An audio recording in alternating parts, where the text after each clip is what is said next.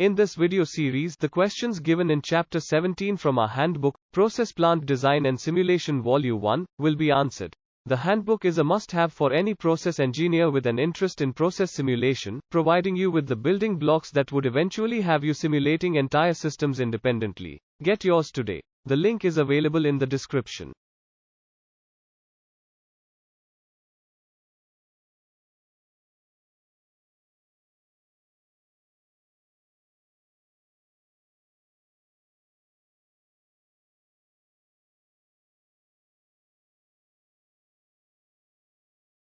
What are the different types of PSVs?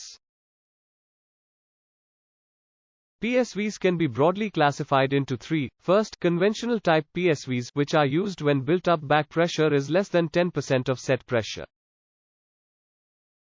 Second, balanced bellow PSVs, used when total back pressure is between 10% and 50% of set pressure. And third, pilot-operated type PSVs, which are used when the total back pressure is greater than 50% of set pressure. Explain Table 1 of API 520 Part 1. Table 1 of API 520 Part 1 is used to determine allowable set pressure and maximum accumulated pressure for PSV design. It provides data for single and multiple PSVs for both fire and non-fire cases. In the case of a single PSV, for non-fire cases, the vessel can have a maximum accumulated pressure of 110% of the design pressure, while for a fire case, the vessel can have a maximum accumulated pressure of 121% of the design pressure. For both cases, the maximum set pressure is 100% of the design pressure. In cases where multiple PSVs are used, for non-fire cases, the first relief device can have a max set pressure of 100% of the design pressure, while the additional relief device can have a max set pressure of 105% of set pressure. All devices must have a max accumulated pressure of 116% of set pressure. For fire cases, all devices must have a max accumulated pressure of 121% of set pressure. Explain different line sizing criteria. There are several engineering standards put out by reputed engineering organizations that provide different line sizing criteria. The line sizing criteria to be used depends more often than not on client demands. However, if not specified, the criteria to be followed depends on the process engineer's best judgment. In my prior experience, I have followed the criteria as per API 14 ease to size lines since it provided an overall conservative design.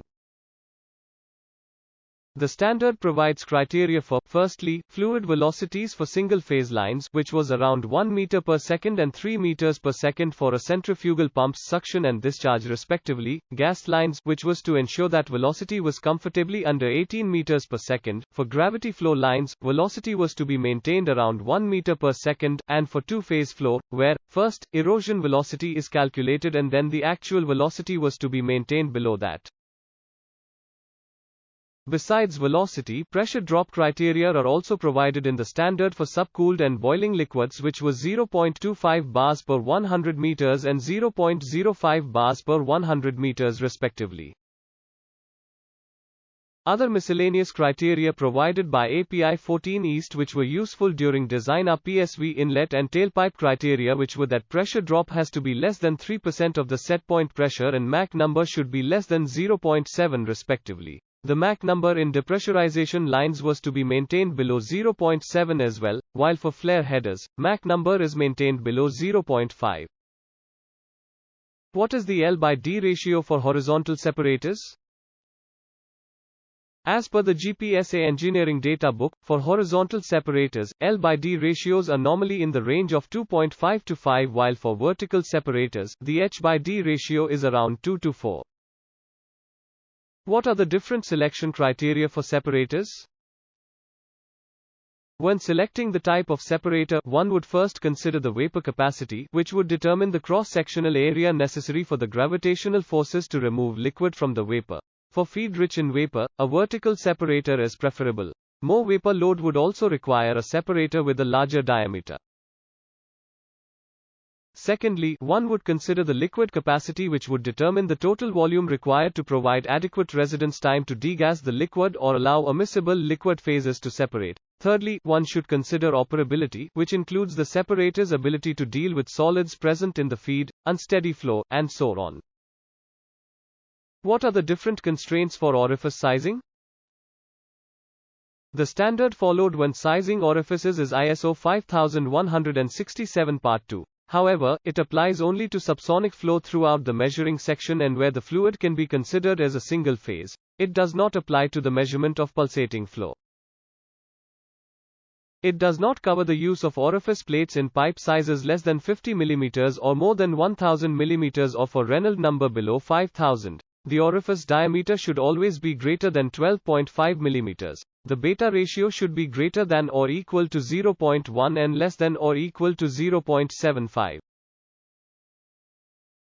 What do you mean by valve CV?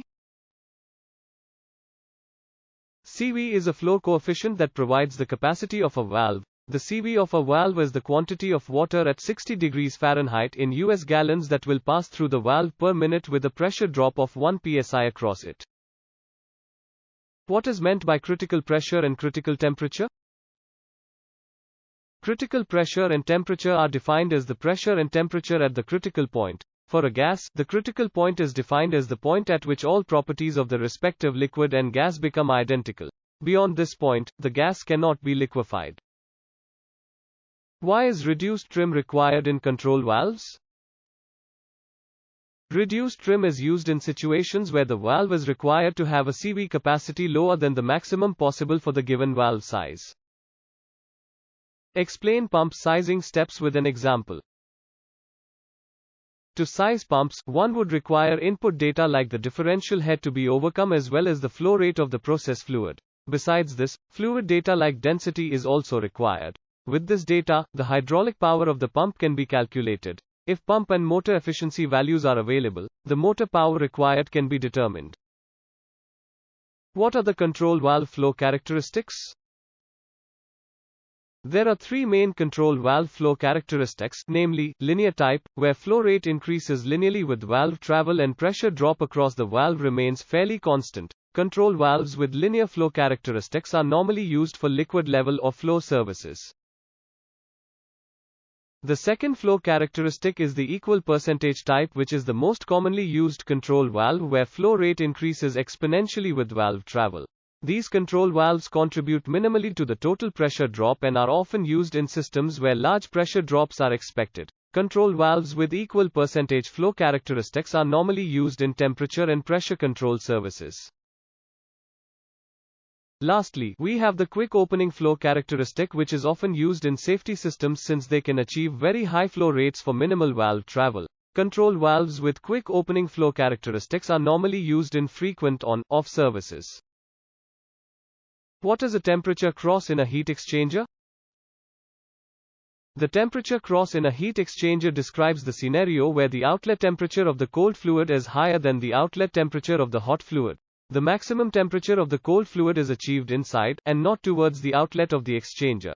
This is undesirable and must be taken into consideration when sizing as it can severely diminish the heat exchanging capacity.